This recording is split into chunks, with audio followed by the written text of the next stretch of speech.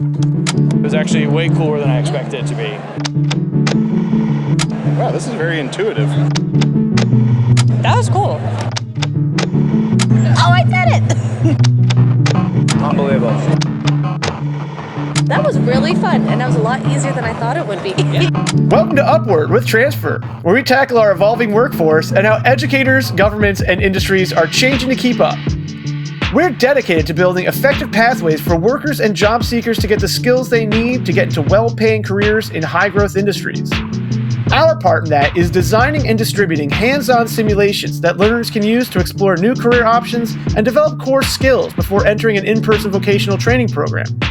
Transfer simulations augment human educators, broadening their range of classroom possibilities without expensive facilities build-outs or specialized equipment. I'm Jack Sislak, editorial director at Transfer, and your host for this episode.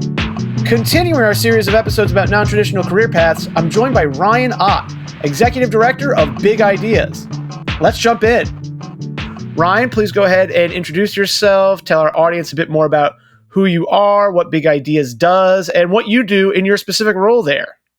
Thanks for having me here. I am Ryan Ott, like you said, the executive director of Big Ideas.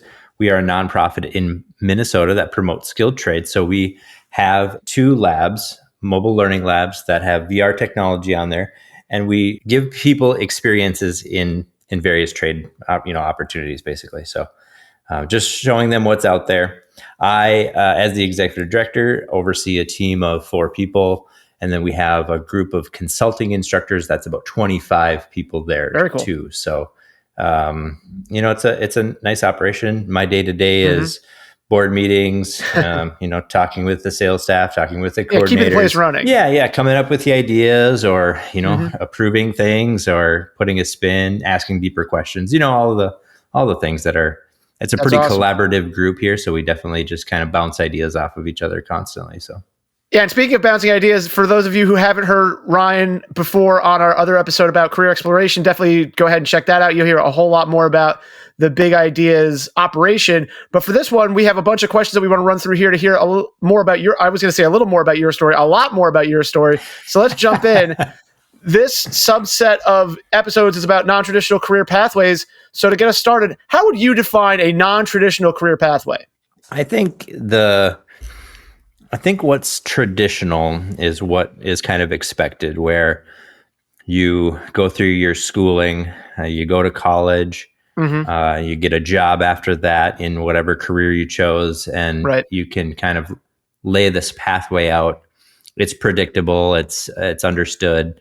As Americans in the school system, they want all of us to have the same experiences, read the same books, have the same choices, and kind of create maybe the same person over and over, right? That's kind of the way I see it. That's the traditional pathway. I feel you, yeah. So I think that's how I would define it. Just the standard more school, get a job, go to work. Sure. And so a non-traditional career pathway we're talking about, and again, that's why we brought you on here, because we know yours took some twists and turns. How would you define that? I think a non-traditional is kind of anything that looks other than that, really. Okay. I think that there are people that, maybe take this gap year, that kind of got popular for a little while. I don't know if we're talking about that anymore. You travel the world, you do some things, you figure it out. My mom in particular, went to high school, graduated high school, and then had kids early, my sister and I. And then she, did the things that she needed to do, go to work and support us. Right. My dad actually passed away when I was 1. So part of my story is integrated into that. So my mom's non-traditional pathway had her going back to college when she was 40. When my sister and I graduated from high school, she went back to school and had kind of, that second life or that second career, after 40. So she was going to college with my friends, which was certainly non-traditional. She was a non-traditional student. You're a second generation non-traditional career path. Yeah. That's so cool. Yeah, it's really interesting. So she found her way through the hospital, in St. Cloud, and got to do MRIs. She was in interventional radiology. That's a whole thing, but she didn't find that until she was, well into adulthood, really. Wow. That's non-traditional. This is so fun as the host, because I get to hear all these stories that I didn't even know were coming. So this is great. So you sort of started to tease your own non-traditional career path. take our audience through that, in as much detail as you want. You can make it as succinct as you want, but like take us through kind of the steps, if you would, please. Yeah, really. So starting with, my upbringing, like I said, my father passed away. So it was just my mom and my sister and I, really. So she did her best, but, I was an unruly teenage person, kind of one foot on both sides of the tracks, right? So on the one hand, I was kind of, reading your Think and Grow Riches and your self-help books that my grandma had laying around. And on the other hand, I was getting up to unscrupulous things with the rest of the boys in the neighborhood, really. Yeah. Doing things that when you have too much time in your hands and maybe not a parental person that can control you, just doing bad things, you can set that up to your own imagination. So when I got into high school, things got kind of rough. There's this academic need that they need you to do language arts, and they need you to do social studies, and they need you to do these things. Right. And I just wasn't having it. I choose not to do the homework. I skipped school. I left. Ultimately, I got kicked out of high school. I couldn't graduate with my class. And I had to go to an alternative learning, center, ALC in town. And I got a GED kind of by the skin of my teeth. I didn't even really want to do that. But I think, whatever I had of caring for my mom, and I'm not saying that I'm not a caring person. That's not what I'm saying. But, just defiant teenage angst and that sort of stuff. So I think a lot of this stuff's going to be very relatable to hopefully a lot of our listeners. And I just really appreciate you telling the story. But yeah, please continue. Yeah. So, just that last shred of, hope for my mom. I think I got my GED and, figured it out. Probably not for myself, but for her, just to try to be the best person I could be in the moment. Totally. After high school, 19, I had kids young. So I have 2 kids now that are both adults, which is, part of that story too. And I had to figure things out. During high school, the only classes that I really cared about were shop classes.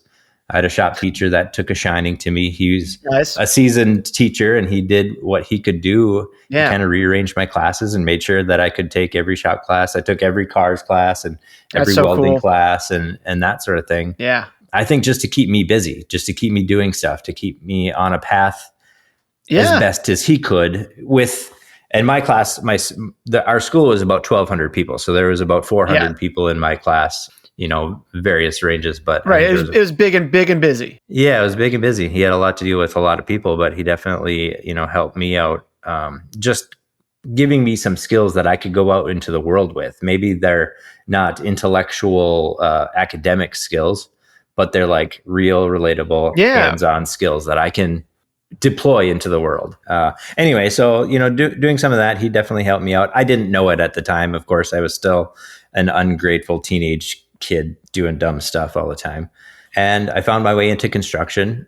I started, with siding and roofing and framing and started building stuff. And I was a good worker. I am a good worker, right? So I like doing that stuff. I found some pride in what I was doing. I found the thing that I could do that made me feel happy about myself. I could, focus on it for hours at a time. And I ended up working for a guy who he himself was kind of, not the best character, kind of an alcoholic person and wouldn't show up to work. He owned the business. And so it was just me working alone doing siding projects for this, subcontracted work for this company. Gotcha. And one day the job soup, Don, came up to me and said, "Hey, Ryan, you're here by yourself all the time. If you just buy a truck and buy some equipment, I'll just give you, your boss is never here. I don't know why we're paying him anything, So he recognized something in me too, that was, just willing to do the work and all of that. So hats off to Don too for taking that. That's so cool. So I did. I bought, a crappy old F-150 pickup truck for $2,000 or something like that, and cobbled together some planks and ladders and started a siding company. That's so cool. And grew that to, I think, at the top of the arc, probably 20 people, 2-3 different crews that could go different directions, very successful company up through the 2008, 2009 crash area. And then things got a little bit rocky from there. Yeah. But, reinvented that whole thing, kind of shut everything down, restarted everything back up. In 2015, I got into tiny houses. So I started building tiny houses for a couple of years. Yep. Had a nice little crew doing that. And then my wife and I moved from St. Cloud to New Ulm to get a picture. It's about 2 hours south of each, St. Cloud is central Minnesota and then New Ulm is southern Minnesota. So during that time, I'm a licensed contractor, right? And trying to figure out, do I want to keep doing this construction, tiny houses, move my shop? Is there an opportunity down there? Is this an opportunity for a clean slate again? So went on the job boards and saw this position at Big Ideas as the executive director. And I was like, I've seen Big Ideas before. What do they really do? And the more I got involved in understanding what Big Ideas does, the more I was like, this is my story. Like what Big Ideas' goal is to show people that you don't need to go to college. You don't need to do the traditional things. You can go out, start working, build skills, and then maybe you like doing sales and then go to school to be sales or accounting or whatever. But the more I read about what Big Ideas goals are and what are, things are, I applied for the job, and I don't know that I really expected to be able to get a position, like this. Right. I guess, imposter syndrome maybe, or something like that is the back of your mind all the time. But I went through the application process and there were, I don't know, they said 2 or 3 good candidates, but I think I wrote a pretty compelling argument for my abilities and my skills. And although that the other candidates may have a more traditional background, right, I have a unique perspective. And for sure, I think my story is what aligns perfectly for a management role, because I know what the hard times look like and know what the good times look like. And I know the population that we're trying to reach here too. So anyway, so now I'm here. You've been through them. Yeah. Well, and so this kind of leads perfectly to my next question. Why do you think these non-traditional career pathways are becoming even more important in our changing kind of world and economy and workforce? I think the luster of college is, declining. And I think even 10 or 15 years ago, we would hire people right out of like the trades college or, like a vocational school. And then we'd have to reteach them because they were already a few years behind, the materials and the products and what was actually being applied at the time. So I see that there's a lot more businesses throwing out the need for a 2-year degree or some kind of college level, anything, and just people that are willing to, work and learn and figure stuff out and tinker.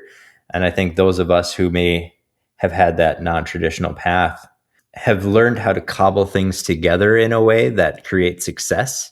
Yeah. When everything's not perfectly and laid out for you and there's not a recipe for success, like a cake recipe, we can dabble and we can add, and through our experiences say, you're going to need a little bit more salt than that. That's not going to work, Yeah. And I think more and more businesses are realizing that they need that problem solving and that, unique perspective than the same experience that everybody else has had. Right. Everybody's read Where the Sidewalk Ends, and everybody has read, these books and has the same perspective on anything. Yeah. Well, if 2 people have the same ideas, you don't need one of them, right? I was just going to say, if that worked, it would have worked already. We wouldn't have these staffing problems. We wouldn't be having this conversation. Right. The system would be working perfectly, and we'd have enough electricians, enough carpenters, enough home renovators, et cetera. And we just don't.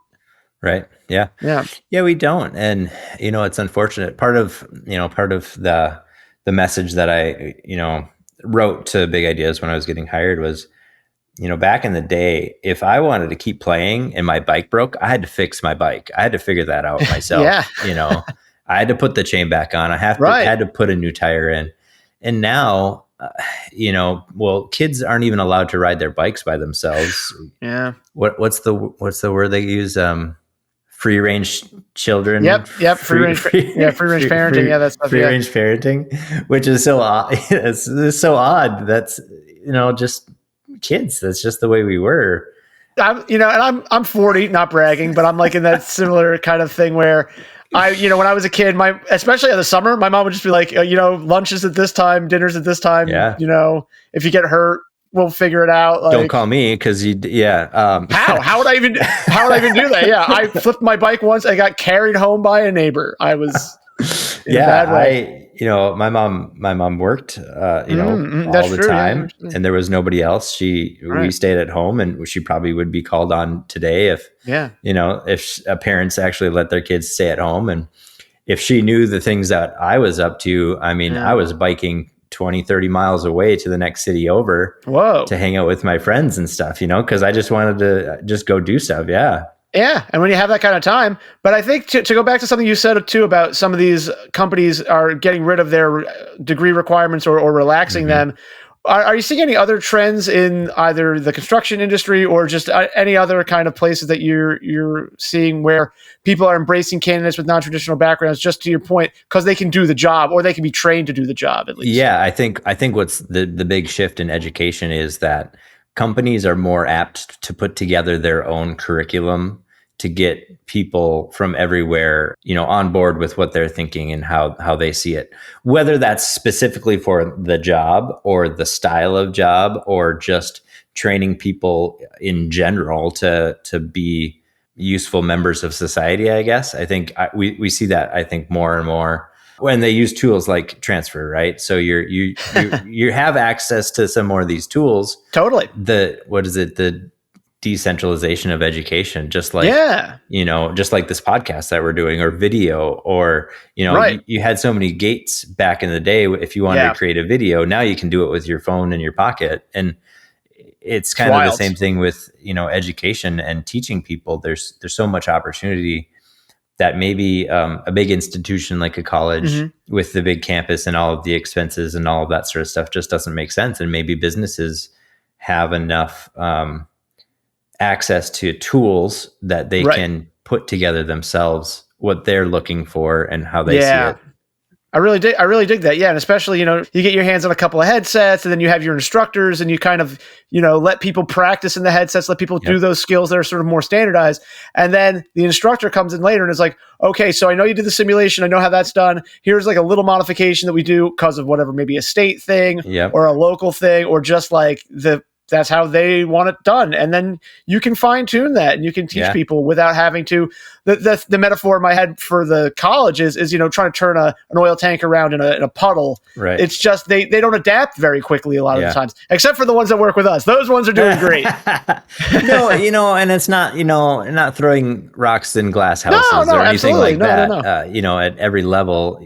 Yeah. I have two kids. I have one that's a math teacher, and she went to college, and that's her pathway, and she needed that degree to do what she wants to do. And I have a son that did not, and he's doing just as well as she is, if not better, financially. You've got almost like a little A and B control groups in your house, in your family. Yeah. It's funny that you said, the math skills, people take it to the level that they need. I couldn't help her with math since about 8th grade on. Like, she's got these pages of equations that are just like, oh man, you are amazing that you spent the time doing that.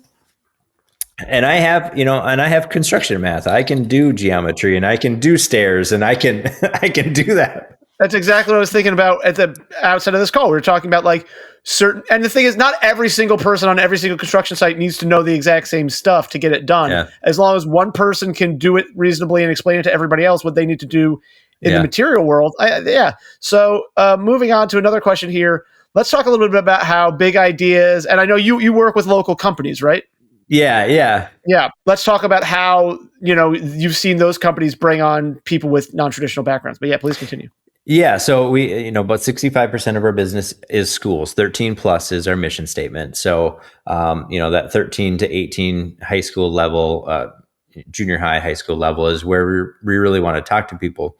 But everybody that's on the lab is a skilled trades person. So all of the experiences are staffed by a person that has been in the trade. So whether you're that's so cool. A welder or electrician or concrete person, a machinist, doesn't matter.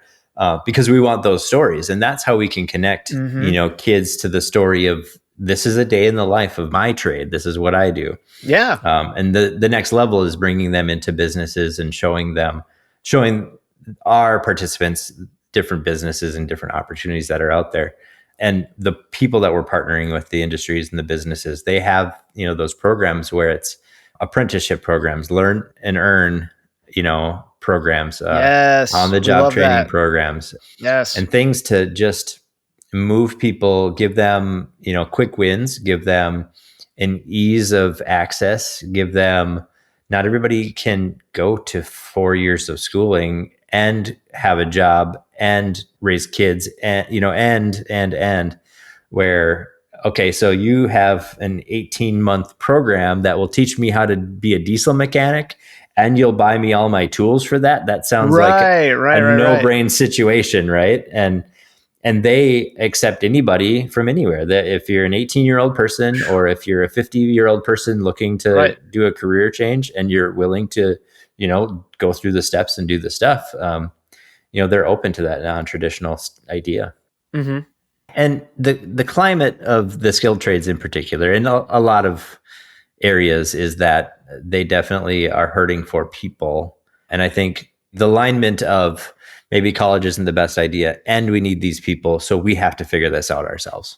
No, that makes perfect sense. Yeah, I saw, I think you put that together really well. And I love that, you're talking about these different ways that people can get into the trades and learn and earn and apprenticeships. And we talked about this at the beginning when it comes to like one size does not fit all for high school. Same is true for college. And it was also really awesome listening to you describe about, working a job, having kids, etc. Like life is so complex and there's so many different ways to arrange your life and to do the things you want to do and experience the things you want to experience, that trying to hammer everybody into the same mold really does a disservice to the multifaceted ways humans can live. Yeah, the human experience is not something that you can control and manipulate as much as I think that they would like to, right?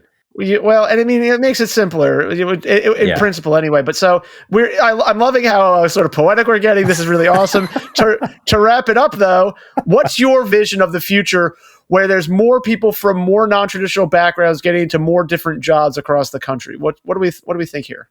I think at the heart of what I think non-traditional or anything really is just that I think people need to find purpose in their life. Yes. And I think that people have a better life when they have something they can be proud of. Absolutely. Something that they can feel useful. I think, a big degree for people is just feeling useful for everybody else, helping your neighbor out, helping the people across town out, doing your part. And I don't think a lot of people really understand their role in society.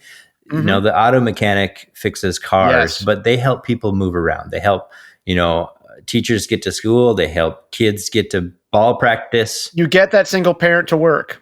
Yeah. Your job is, yes, it is the job, but it's not what you do for society. Right. And I think helping, I love that, non-traditionally helping any which way people to realize that work is good.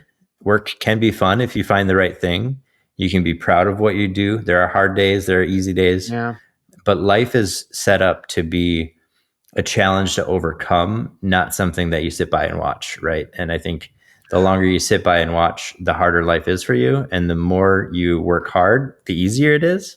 So it's a weird juxtaposition of ideas there. But I think that more people that haven't had the opportunity maybe to take the traditional path need to take a little stock in themselves and say, I'm just going to try this, whatever that is, Instead of banging your head against the wall of the traditional pathway, figure out a non-traditional one that works for you, like you're talking about here. And there are organizations like Big Ideas all over the place, and workforce development boards and community colleges with technical programs, with trade programs, technical schools, etc. Take a shot. And I think you'll find that there are more businesses willing to say, hey, if you come in there with a little bit of passion and a little bit of grit and say, hey, I don't know what I'm doing, but I'd sure like to give it a shot. I don't have the path that you're necessarily looking for. I don't know that I did getting the executive director position, but I tell you what, this is what I do know, and this is how hard I'll work for it. Right. And I think that's going to say something to an employer out there, or to help you get into a role that maybe you're dreaming of. Yeah. That is an amazing note to end on, Ryan. That's exactly why we brought you back here. It's so awesome to talk to you. You never know where these conversations are going to come from, where they're going to lead to, but I'm so glad you shared it with us. And I'm so glad you all joined us too. Audience, thank you so much for being here. And you'll hear from us again on a future episode. I was going to say we'll see you again. We'll hear from us again on a future episode of Upward with Transfer. Thanks a lot, everybody. Get out of here. Have a great rest of your day. Thank you.